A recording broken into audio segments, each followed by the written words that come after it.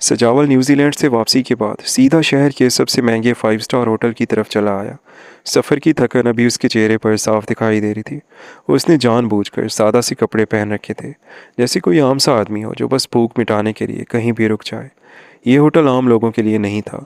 यहाँ वही लोग आते थे जिनके लिबास, अंदाज और चाल ढाल से दौलत झलकती हो।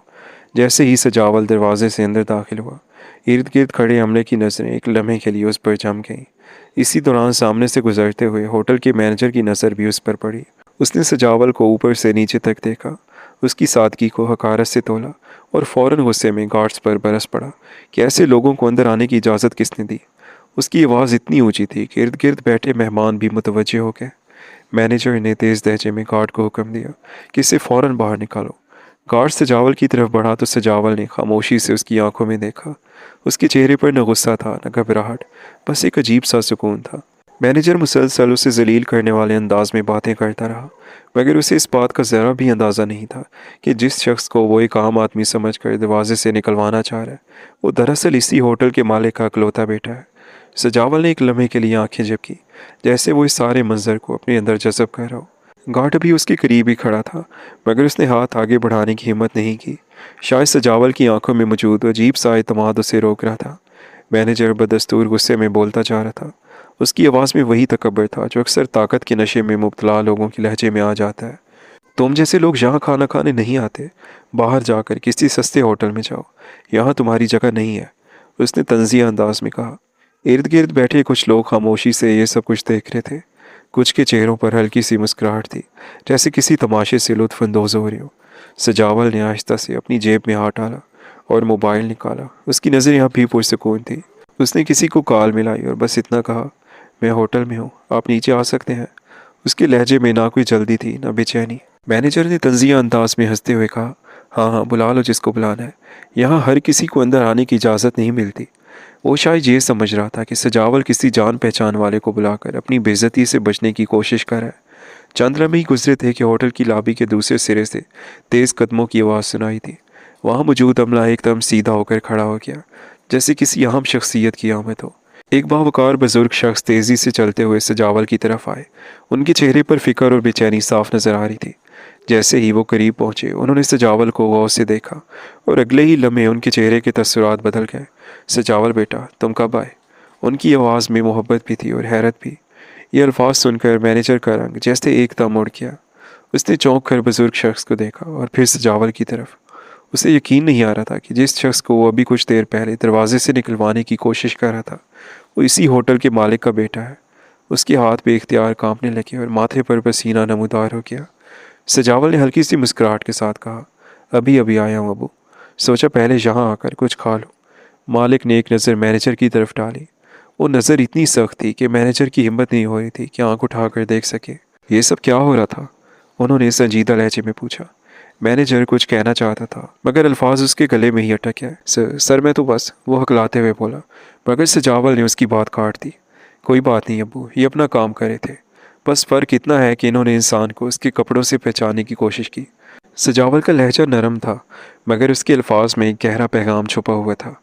मालिक ने एक गहरी सांस दी और फिर मैनेजर की तरफ देखा। हमने तुम्हें यहाँ पर इसलिए रखा था कि तुम इस जगह का मियार बरकरार रखो, ना कि लोगों की इज्जत नफ्स को मजरूह करो। उनकी आवाज़ में सख्ती वाज़ेह थी। मैनेजर ने फ़ौरन सर झुका लिया और माफ़ी मांगने लगा। सर, मुझसे गलती हो गई, मैंने पहचाना नहीं।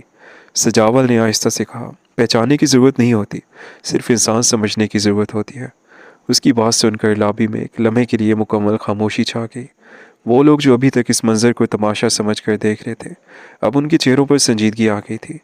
मालिक ने फ़ौरन अमले को हिदायत दी कि सजावल के लिए बेहतरीन इंतज़ाम किया जाए। सजावल को एक खुसूसी मेज़ पर बिठाया गया, मगर उसके चेहरे पर खुशी की बजाय एक सोच थी। वो खामोशी से इर्द गिर्द देख रहा था, जैसे कुछ महसूस कर रहा हो। खाना उसके सामने रखा गया, मगर उसने फ़ौरन हाथ नहीं बढ़ाया। अब वो एक बात पूछूं आपसे? उसने धीरे से कहा। मालिक ने चौंक कर उसकी तरफ देखा। हाँ बेटा, पूछो। सजावल ने कहा, अगर मैं वाकई एक आम आदमी होता तो क्या मेरे साथ यही सलूक होता? इस सवाल ने जैसे फ़िज़ा को और भी बोझल कर दिया। मालिक के पास इस सवाल का कोई सीधा जवाब नहीं था। उन्होंने नज़रें झुका ली और एक लम्हे के लिए खामोश हो गए। सजावल ने गहरी सांस ली और कुर्सी से उठ खड़ा हुआ। मुझे भूख नहीं रही, उसने आहिस्ता से कहा, और बगैर कुछ खाए बाहर की तरफ बढ़ गया। मालिक उसे जाता हुए देखते रहे। उनके चेहरे पर एक अजीब सी उदासी थी। उन्हें एहसास हो रहा था कि सिर्फ एक मैनेजर की गलती नहीं थी, बल्कि यह एक पूरे निज़ाम की खामी थी, जिसमें इंसान की कदर उसके लिबास और हैसियत से लगाई जाती है। और वो जानते थे कि उनका बेटा सजावल हसास इंसान है, शुरू से हर चीज़ की गहराई में जाकर हर चीज़ को ऑब्जर्व करता है। इसलिए आज के वाक़ये से उसका दिल ख़राब हुआ। सजावल के वालिद ने सोच लिया था कि अब जब सजावल वापस आ गया है तो सब उसके हवाले करेंगे। वो नई नस्ल है, अच्छे से चीज़ों को देखते और समझते हैं। सजावल सब अच्छे से संभालेगा। ज़िंदगी हमेशा से ऐसी नहीं थी जैसी आज नज़र आ रही थी।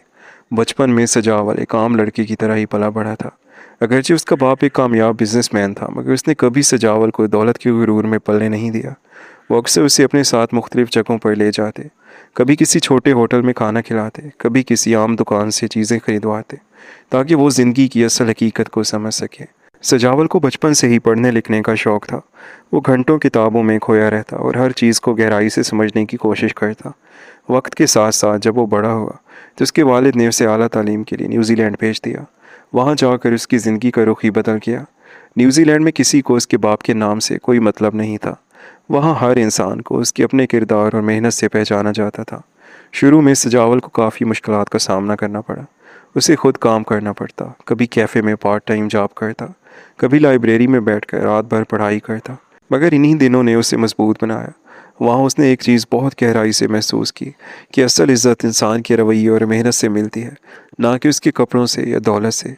वो अक्सर देखता कि एक आम सा वेटर भी इतनी इज्जत से बात करता है जैसे सामने वाला कोई ख़ास शख्सियत हो, और यही चीज़ उसके दिल पर असर करती गई। उसने वही फ़ैसला कर लिया था कि अगर वो कभी अपने मुल्क वापस आया तो कुछ मुख्तलिफ करेगा। मगर उसके अंदर एक और जंग भी चल रही थी। उसके इर्द गिर्द कुछ ऐसे लोग भी थे जो सिर्फ पैसे को सब कुछ समझते थे। उनकी दोस्ती, उनकी बातें, सब कुछ दौलत के गिर्द घूमता था। कभी कभार वो भी इस माहौल से मुतासिर होता, मगर उसका दिल इसे हमेशा रोकता। वो जानता था कि अगर वो भी सिर्फ पैसे के पीछे भागा तो वो सब कुछ खो देगा जो उसे इंसान बनाता है। पाकिस्तान वापसी के बाद उसने पहली बार अपने ही होटल में ये रवैया देखा तो वो अंदर से हिल गया था। ये सिर्फ एक वाक़या नहीं था, बल्कि एक हकीकत थी जो उसके सामने खड़ी थी। इसीलिए उसने अगले दिन मुख्तलिफ जगहों पर जाकर खुद सब कुछ देखने का फ़ैसला किया। उसी रात सजावल ने एक फ़ैसला किया। वो अगले दिन आम आदमी के रूप में शहर के मुख्तलिफ होटल्स और मकामात पर जाएगा, ताकि वो खुद देख सके कि लोगों के साथ असल में कैसा सलूक किया जाता है। वो जानना चाहता था कि क्या ये मसला सिर्फ एक होटल तक महदूद है या पूरे माशरे में फैला हुआ है। अगली सुबह सजावल ने और भी सादा कपड़े पहने और शहर के एक और मशहूर होटल की तरफ रवाना हो गया। वहाँ भी तकरीबन वही मंजर दोहराया गया, मगर इस बार उसने खामोशी से सब कुछ बर्दाश्त किया और वापस आ गया। दिन भर में उसने कई जगहों का दौरा किया और हर जगह से उसे एक ही रवैया देखने को मिला। कहीं उसे नज़रअंदाज किया गया, कहीं उसे बदतमीज़ी की गई। शाम को वो वापस अपने घर आया और सीधा अपने कमरे में चला गया। उसके जहन में मुसलसल वही सवाल गूंज रहा था कि आखिर इंसान की कदर उसके किरदार से क्यों नहीं, बल्कि उसके ज़ाहिर से क्यों लगाई जाती है। इसी सोच के साथ उसने एक और फ़ैसला किया, ऐसा फ़ैसला जो ना सिर्फ उसकी ज़िंदगी बल्कि बहुत से लोगों की ज़िंदगियाँ बदलने वाला था। अगले दिन सजावल ने अपने वालिद से तफसील से बात की। उसने उन्हें अपने पूरे दिन के तजुर्बात बताए और कहा कि अगर वो वाकई इस कारोबार को बेहतर बनाना चाहते हैं तो उन्हें सिर्फ इमारतों और सहूलतों पर नहीं, बल्कि अपने अमले की तरबियत पर भी तवज्जो देनी होगी। उसके वालिद ने गौर से उसकी बात सुनी और पहली बार उन्हें एहसास हुआ कि उनके बेटे की सोच कितनी गहरी है। सजावल ने तजवीज़ दी कि हर मुलाजिम को ये सिखाया जाए कि वो हर इंसान के साथ इज़्ज़त से पेश आए, चाहे वो अमीर हो या फिर गरीब हो। उसने कहा कि असल मेयार सिर्फ महंगी सजावट या कीमती खाने नहीं होते, बल्कि वो रवैया होता है जो आप अपने मेहमान को देते हैं। सजावल के वालिद ने उसकी बात से इत्तफ़ाक़ किया और फ़ौरन एक मीटिंग बुलाई। इस मीटिंग में तमाम अमले को जमा किया गया और सजावल ने खुद उनसे बात की। उसने उन्हें बताया कि वो कल उन्हीं के सामने एक आम आदमी बनकर आया था और उनके रवैये को देखा था। कुछ लोगों ने शर्मिंदगी से सर झुका लिया, जबकि कुछ को अपनी गलती का एहसास हो रहा था। सजावल ने निहायत सुकून से कहा, हम सब इंसान हैं और हमें एक दूसरे की इज़्ज़त करनी चाहिए, क्योंकि इज़्ज़त वो चीज़ है जो सबको बराबर बनाती है। दूसरे ममालिक में ऐसा नहीं होता। अमीर गरीब जो भी अफोर्ड कर सकता है वो आराम से बड़े होटल्स या किसी भी ऐसी जगह जा सकता है। उनको लिबास और ज़ाहिरी शख्सियत के हिसाब से भी जज किया जा सकता है। उसकी बातों का अमले पर गहरा असर हुआ। मैनेजर जो कल तक गुरूर में डूबा हुआ था, आज सबके सामने खड़ा होकर अपनी गलती की माफ़ी मांग रहा था। उसने वादा किया कि आइंदा वो कभी भी किसी के साथ ऐसा सलूक नहीं करेगा। चंद हफ्तों में ही होटल का माहौल बदलने लगा। अब वहाँ पर आने वाले हर शख्स के साथ एक जैसा सलूक किया जाता, चाहे वो किसी भी हैसियत का हामिल हो। लोगों ने इस तब्दीली को महसूस किया और होटल की शोहरत पहले से भी ज़्यादा बढ़ने लगी। सजावल खामोशी से ये सब देखता रहा। उसे खुशी थी कि उसकी एक छोटी सी कोशिश ने एक बड़ी तब्दीली की बुनियाद रख दी है।